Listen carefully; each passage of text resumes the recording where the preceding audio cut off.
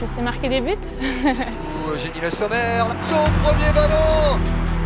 C'est la meilleure buteuse de l'équipe de France. Yet another goal. Eugénie Le Sommer continues to break goal scoring records. J'ai tout gagné avec tout ce que je pouvais gagner avec le club. On a remporté beaucoup de titres, donc ouais, c'est cool. What a finish! Malheureusement, j'ai encore rien gagné avec la sélection. Il y a un gros potentiel.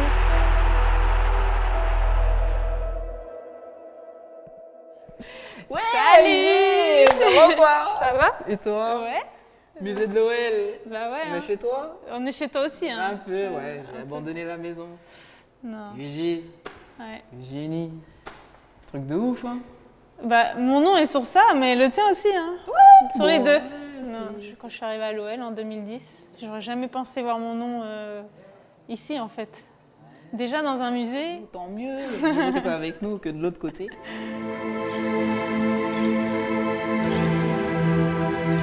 Je suis originaire de Bretagne.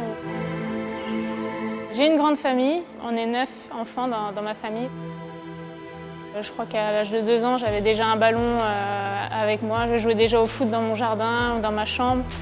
J'ai grandi avec le foot, non pas forcément de rêve de devenir footballeuse professionnelle, parce que quand j'ai commencé, je ne savais pas que ça existait, et ça n'existait pas en France du moins. Il n'y avait pas beaucoup d'images, donc pas beaucoup de rôle modèle, on va dire. Mais j'avais cette conviction de vouloir être la meilleure. Eugénie Le Sommer, ça fait 5-0. And she places it beautifully.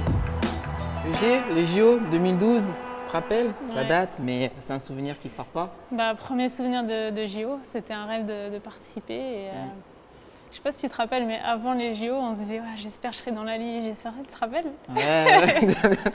Dommage de ne pas avoir eu la médaille à la fin, mais j'ai quand même de belles images, de bons souvenirs.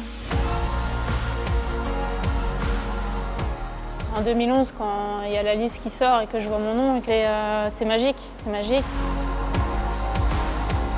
Les JO représentent pour moi, en tout cas personnellement, beaucoup de choses. Et donc encore une fois, un nouveau rêve dans une carrière de sportif, de dire je suis médaillée olympique. Canada face France in the bronze medal match. Et l'issue de ce match pour la 3e place, l'issue elle est très difficile parce qu'on méritait pour moi de gagner. On a eu, je ne sais plus combien, peut-être 25 tirs à 2 et on prend un but à la 92e dans les arrêts de jeu. Donc il y a un petit peu de regret forcément, mais je garde quand même un très bon souvenir. J'étais jeune et ça m'a apporté beaucoup d'expérience aussi pour la suite de ma carrière. Je prenais un risque parce que je ne savais pas si j'allais jouer. Il y avait du monde qui jouait à mon poste, il y avait beaucoup de joueuses, de très bonnes joueuses. L'équipe était allée en finale de Ligue des Champions l'année avant que j'arrive. Mais au fond de moi, j'avais la conviction que je pouvais réussir ici. Ça fait maintenant plusieurs saisons qu'on joue ensemble, donc on a gagné beaucoup de choses. Et ouais, c'est une joueuse qui est assez complète.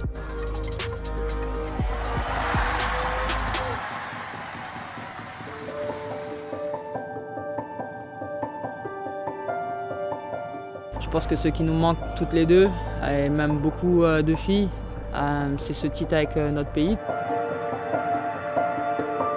Euro 2013, on perd en quart de finale au penalty. On fait la Coupe du Monde 2015, quart de finale, on perd au penalty. Ouais, JO 2016, on perd en quart de finale. Et Coupe du Monde 2019, quart de finale. C'est le parcours, c'est mon parcours.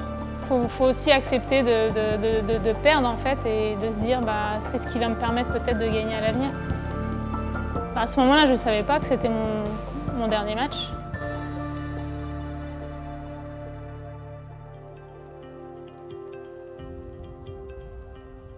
C'est pas facile, c'était des moments compliqués, que ce soit pour moi, même pour ma famille. C'est forcément dur, c'est des moments compliqués parce que du jour au lendemain, ça disparaît, quoi. Le quotidien équipe de France avec des rassemblements quasiment tous les mois ou tous les 2 mois qui faisaient partie de notre quotidien, voilà, il n'y a plus. ne sait pas dans la vie. Mais au fond de moi, j'y crois et je me dis, si on parle de performance, à moi d'être performante pour y retourner. Et on va faire notre maximum pour que tu puisses y retourner et puis au moins il n'y aura pas de regret. J'y ai toujours cru, j'ai toujours eu l'espoir, j'ai jamais lâché et je me suis toujours dit, faut pas avoir de regrets dans la vie.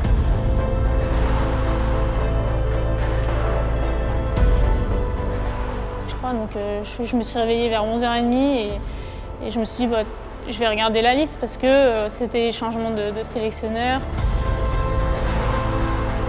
J'avais des espoirs un peu plus importants et quand mon nom est sorti, j'arrivais pas à y croire en fait. Je me suis dit, j'avais tellement attendu pendant 2 ans à chaque liste, je me disais peut-être que j'y serais. Franchement, on n'y croyait limite pas quoi. Donc c'était vraiment très beau. Beaucoup d'émotions.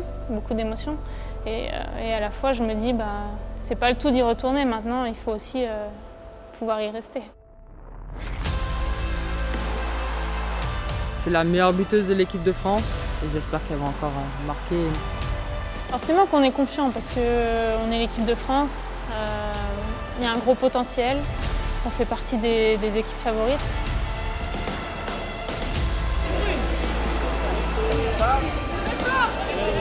Je l'ai regardé à la télé en 98. Je l'ai vécu en 2019. Et il ne suffit pas de dire je veux gagner la Coupe du Monde pour la gagner. J'espère que cette fois-ci, ce sera la bonne.